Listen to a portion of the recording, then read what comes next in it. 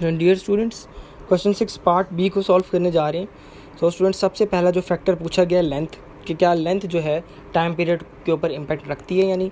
So students, उसके लिए देखें, ये क्वेश्चन है जिसका प्रॉपर सोल्यूशन जो है वो मैंने आपके सामने डिज़ाइन किया है विद हेडिंग्स।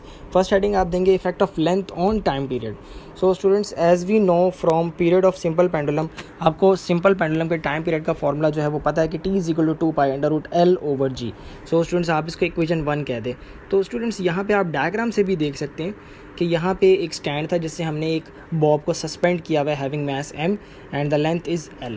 सो स्टूडेंट्स, उसका जो टाइम पीरियड है वो t is equal to π√L/g है, whereas t is equal to π√m/k जो है वो टाइम पीरियड होता है मैस स्प्रिंग सिस्टम का, जिसको आपने मिक्सअप नहीं करना। सो नाउ स्टूडेंट, कंटिन्यू करते हैं इस चीज़ को। फ्रॉम इक्वेशन 1 आपको नज़र आ रहा है, we can say that the length of pendulum is directly proportional to its time period. आपको पता चल रहा है कि जो t है और जो l है वो आपस में डायरेक्टली प्रोपोर्शनल है, उनका रिलेशन डायरेक्ट है। अगर मैं लेंथ को जो है इंक्रीज़ करता हूँ तो मेरा टाइम पीरियड जो है वो भी इंक्रीज़ हो जाएगा, लेकिन विद अंडर रूट साइन के साथ जो है ये आपकी कैलकुलेशन होगी।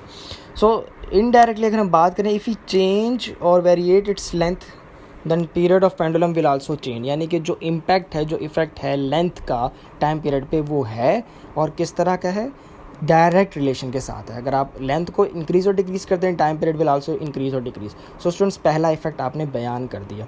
Now the second effect, effect of mass on time period. क्या मैस का जो है टाइम पीरियड पे कोई इफेक्ट है? As from equation 1 it is very much clear that there is no involvement of mass m in period of pendulum. आपको equation 1 में नज़र आ रहा है कि इक्वेशन 1 जो formula t is equal to π/L/g, उसमें मैस की इन्वॉल्वमेंट है ही नहीं, उस फार्मूले में m हमें नज़र ही नहीं आ रहा। ये रिज़ल्ट क्या शो करता है? ये रिज़ल्ट ये शो कर रहा है कि जो मैस है, चाहे आप मैस ऑफ पेंडुलम बॉब जो है वो इंक्रीज़ करें या डिक्रीज़ करें, टाइम पीरियड जो है वो रिमेन सेम रहेगा, उसके ऊपर कोई चेंज नहीं आएगा। So by changing the mass of bob there will no effect occur on its time period.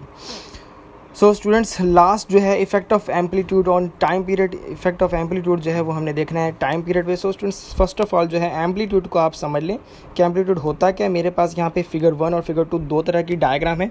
अब दोनों केसेस में जो है ओ पॉइंट जो है वो मेन पॉइंट है, whereas B is extreme and A is also the extreme points. So students, amplitude वो पॉइंट होता है कि आप मीन पोजीशन से कितना डिस्टेंस दे के पेंडुलम को रिलीज़ करते हैं, तो वो जो है उसका एम्पलीट्यूड गेन करवाता है, एम्पलीट्यूड आपको बताता है।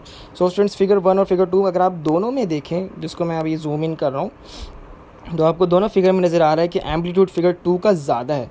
तो एम्पलीट्यूड के इंक्रीज़ और डिक्रीज़ होने से क्या इसका इम्पैक्ट पड़ता है? तो नाउ हम देखते हैं। From equation 1 we can see that there is no involvement of amplitude. Once again equation 1 के अकॉर्डिंग एम्पलीट्यूड की कोई यहाँ पे इन्वॉल्वमेंट ही नहीं है। Changing in amplitude will not affect the period of pendulum, hence there is no effect occurs on period of pendulum if increase और decrease the amplitude. Simply summary is that कि amplitude को variate करने से time period पे कोई change नहीं आएगा। आप पेंडुलम को चाहें तो ज़्यादा डिस्टेंस के साथ रिलीज़ कर दें, आप पेंडुलम को चाहें कम डिस्टेंस के साथ रिलीज़ कर दें, तो टाइम पीरियड जो है वो सेम रहेगा।